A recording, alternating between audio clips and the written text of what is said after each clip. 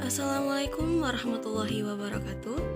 Perkenalkan, nama saya Siti Masyita Rahmi dengan NIM 2305015011010. Di sini saya akan menjelaskan ciri prosodi atau suprasegmental bahasa Indonesia. Video ini saya buat untuk memenuhi tugas dari Bapak Dr. Abdul Halik SPD MPD sebagai dosen mata kuliah fonologi. Adapun ciri-ciri prosodi atau suprasegmental bahasa Indonesia yaitu tekanan, nada, jeda atau persendian, dan durasi. Yang pertama ada tekanan. Tekanan adalah pergeseran atau penguatan artikulasi terhadap salah satu bunyi bahasa. Dalam bahasa Indonesia, tekanan tidak berperan pada tingkat fonemis, melainkan berperan pada tingkat sintaksis karena dapat membedakan makna kalimat. Abdul Hair dalam buku Fonologi Bahasa Indonesia terbitan 2013 menuliskan bahwa suatu bunyi segmental yang diucapkan dengan arus udara yang kuat sehingga menyebabkan amplitudonya melebar, pasti dibarengi dengan tekanan yang keras. Sebaliknya, sebuah bunyi segmental yang diucapkan dengan arus udara yang tidak kuat sehingga amplitudonya menyempit pasti dibarengi dengan tekanan lunak. Bunyi segmental yang dimaksud oleh Abdul Hair di atas adalah bunyi vokal dan bunyi konsonan. Berikut adalah contoh dari tekanan dari kalimat dia mengejar kucing. Jikalau penekanan diberikan pada kata dia, itu berarti yang mengejar kucing itu adalah dia, bukan orang lain. Jikalau penekanan diberikan pada kata mengejar, maka fokus tindakan yang dilakukan adalah mengejar, bukan yang lain. Jikalau penekanan diberikan pada kata kucing, maka yang dikejar itu ialah seekor kucing, bukan hewan yang lain. Selanjutnya ada nada. Tinggi atau rendahnya bunyi dikaji dalam nada sebagai bagian dari unsur suprasegmental. Nada yang tinggi akan berkaitan dengan frekuensi getaran yang tinggi, sedangkan nada yang rendah berkaitan dengan frekuensi getaran yang rendah. Nada sangatlah penting dalam bahasa tona, seperti bahasa Thailand dan Vietnam. Nada mampu mengubah makna pada tataran fonemis, namun dalam bahasa Indonesia, nada lagi-lagi bekerja secara sintaksis. Dalam bahasa-bahasa bernada, nada bisa bersifat morfemis, artinya perbedaan nada dapat membedakan makna. Bahasa-bahasa tonal atau bahasa bernada misalnya Thailand, Vietnam, ataupun Mandarin.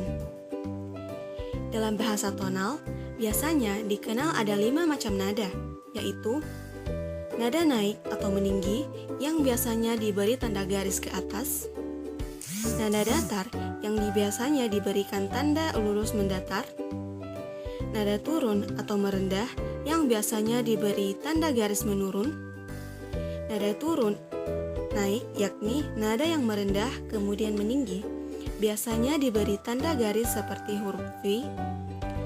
Nada naik turun yaitu nada yang meninggi lalu merendah, biasanya diberi tanda seperti huruf V terbalik.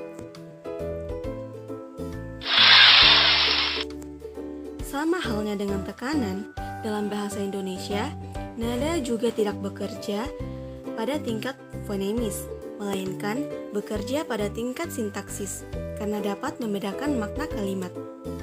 Variasi nada yang menyertai unsur segmental dalam kalimat disebut dengan intonasi, yang biasanya dibedakan menjadi 4, yaitu nada rendah ditandai dengan angka 1, nada sedang ditandai dengan angka 2, nada tinggi ditandai dengan angka 3, serta nada sangat tinggi ditandai dengan angka 4.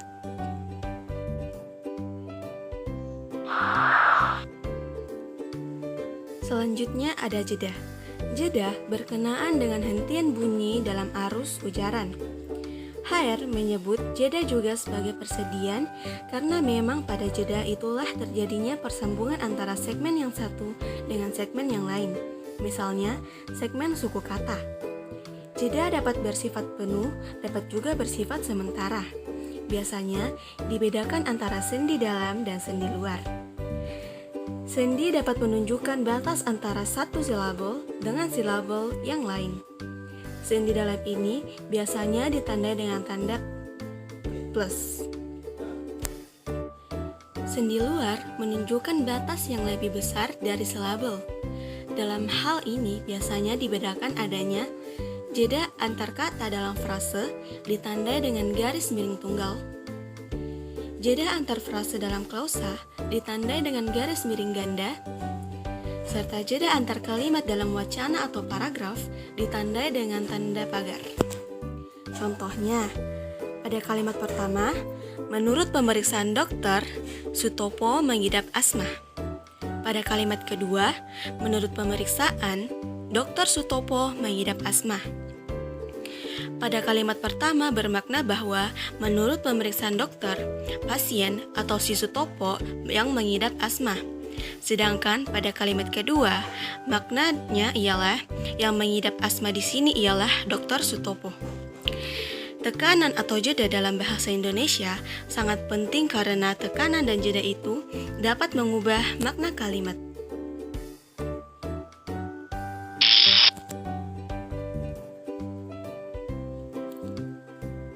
Yang terakhir ada durasi. Durasi berkenaan dengan panjang atau pendeknya pembunyian suatu bunyi segmental.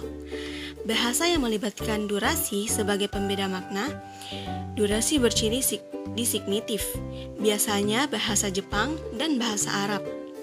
Dalam bahasa Indonesia, aspek durasi ini tidak membedakan makna atau tidak fonemis, juga tidak mempunyai makna atau tidak morfemis. Contohnya, kata bangun dan kata bangun. Keduanya tetap bermakna sama, yaitu memulihkan diri dari keadaan tidak sadar. Lalu contoh yang kedua ada marah sekali dan kata marah sekali. Keduanya tetap bermakna sama, yaitu perasaan marah yang mendalam. Baiklah, itu saja dari saya. Wassalamualaikum warahmatullahi wabarakatuh.